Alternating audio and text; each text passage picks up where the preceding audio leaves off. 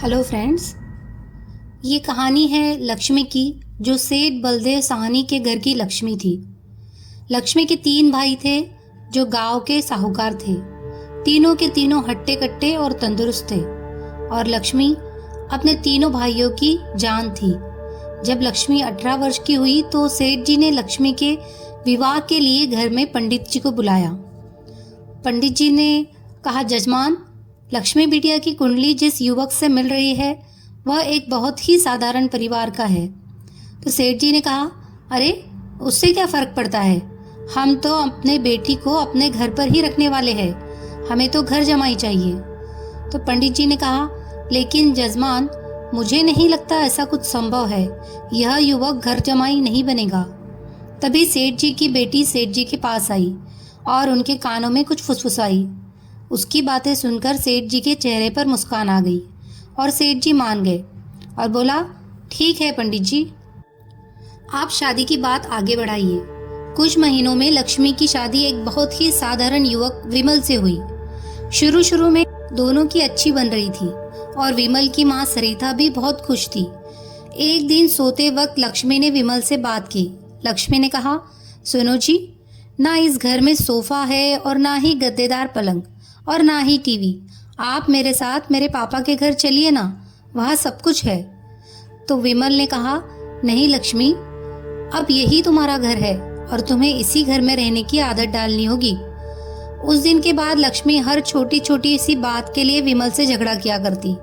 उनके बीच बात इतनी बिगड़ गई कि अब लक्ष्मी कभी बेलन तो कभी बर्तन फेंक फेंक कर विमल को मारती। सरिता ने कहा, विमल बेटा, ये क्या है, तुम दोनों ऐसे लड़ क्यों रहे हो? तो विमल ने कहा, माँ, ये रट लगाए बैठी है कि मैं भी इसके साथ इसके बाप के घर में जाकर रहूं, घर जमाई बनकर। भला मैं ये कैसे कर सकता हूँ, और इसीलिए हमारे रोज झगड़ा होता है। सरिता ने कहा, एक काम कर, तू उसे अच्छे से समझा कि अब यही उसका घर है। अगले दिन फिर से लक्ष्मी विमल को अपने साथ घर चलने के लिए जोर डालने लगी। लक्ष्मी ने कहा, आप मेरे साथ मेरे घर चलिए, आपको यहाँ गरीबों की तरह जीने की कोई ज़रूरत नहीं, मेरे पापा के पास सब कुछ है। तो विमल ने कहा, मैंने तुम्हें कितनी बार बोला है कि मैं घर जमाई नहीं बनना चाहता। लक्ष्मी ने कहा, अगर आप खुद से मेरे साथ घर नहीं चलेंगे तो मैं मेरे भाइयों से बोलकर आपको जबरदस्ती यहाँ से उठवा लूंगी। बहू की ये बात सुनकर सरिता को अपने बेटे की चिंता सताने लगी।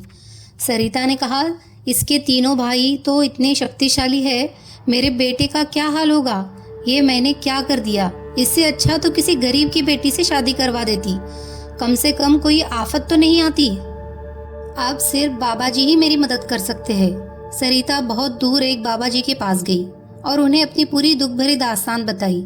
सरिता बोली, अब आप ही बताइए बाबा जी, मैं अपने बेटे को बचाने के लिए क्या कर सकती हूँ?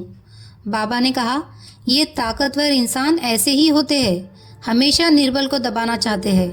अब सिर्फ गुफा में रहने वाली डायन ही तुम्हारी मदद कर सकती है, सिर्फ वह तुम्हें ताकतवर बना सकती है, जिससे तुम अपने बेटे को बचा सकती हो। तो सरिता बोली, बाबा जी, मुझे ये डायन कहाँ मिलेंगी? तो बाबा ने कहा, वो उत्तरी दिशा में मिलेगी, लेकिन उससे मिलने से तुम्हारे प्राण भी संकट में आ सकते हैं। सरिता बोली, अपने बेटे की जान बचाने के लिए मैं कुछ भी कर सकती हूँ। सरिता उत्तरी दिशा में निकल पड़ी और गुफा तक पहुँचते पहुँचते उसे रात हो गई। सरिता ने सोचा, कोई है यहाँ? डायन ने कहा, क्या? आज एक इंसान खुद यहाँ चलकर आया है, वो भी मेरा खाना बनने?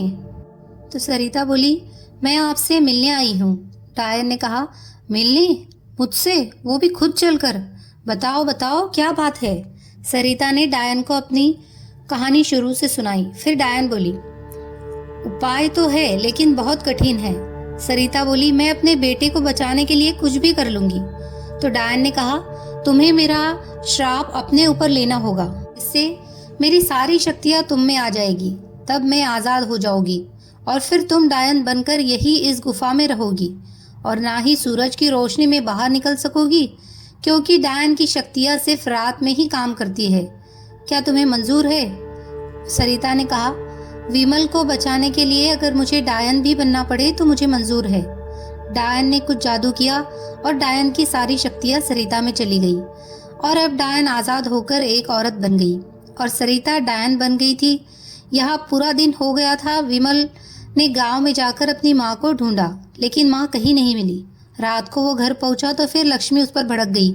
ये सब सरिता अपनी शक्तियों से देख रही थी। और फिर सरिता डायन के रूप में वहां पहुंची। सरिता को डायन के रूप में देखकर उसके पैरों से मानो जमीन खिसक गई। सरिता जोर जोर से हंसने लगी। अब जैसे तैसे रात को लक्ष्मी सो गई और सुबह होते ही लक्ष्मी ने कहा, अभी अपने भाइयों को बताती हूँ कि आपने मुझे बेलन से मारा। लक्ष्मी अपने पाँव दरवाजे से बाहर निकाल ही रही थी कि सरिता ने अपने हाथ लंबे करके लक्ष्मी के पाँव पकड़ लिए। सरिता बोली, अब तुम इस घर के बाहर बिल्कुल भी नहीं जा पाओगी। एक बार फिर से लक्ष्मी बेहोश हो गई। अब जब भी लक्ष्मी कुछ बेतुका करने जाती तो सरिता बीच में आकर अपने बेटे को बचा लेती और लक्ष्मी घर से दुबक कर घर के कोने में बैठी रहती। विमल दिन रात अपनी माँ को याद करके रोता। विमल ने कहा, तू कहाँ है माँ? तू कहाँ चली गई मुझे छोड़कर? सरिता बोली, बेटा विमल, मैं यही हूँ तेरे पास, लेकिन इस डायन के रूप में। यह सब सुनकर विमल बहुत डर जाता है। सरिता ने कहा, डरो मत बेटा, मुझसे तेरा दुख देखा नहीं जा रहा था, इसीलिए मुझे ये सब करना पड़ा। ये सब पीछे खड़ी लक्ष्मी सुन रही थी। तभी सरिता ने उसे देख लिया और अपनी शक्तियों से दीवार पर लटका दिया और लक्ष्मी से बोली, सरिता जा रही हूँ, लेकिन एक बात समझ ले, मेरे बेटे को परेशान करने की भी तूने या तेरे घर वालों ने सोची तो मैं फिर आ जाऊंगी। लक्ष्मी बोली, जी जी जी माँ जी, अब मैं इन्हें कभी नहीं परेशान करूंगी। ये जैसा बोलेंगे मैं वैसा ही करूंगी। तभी तो कहते हैं माँ से बढ़कर इस दुनिया में कुछ नहीं। माँ एक वरदान है जो अपने बच्चों के लिए कुछ भी कर सकती है।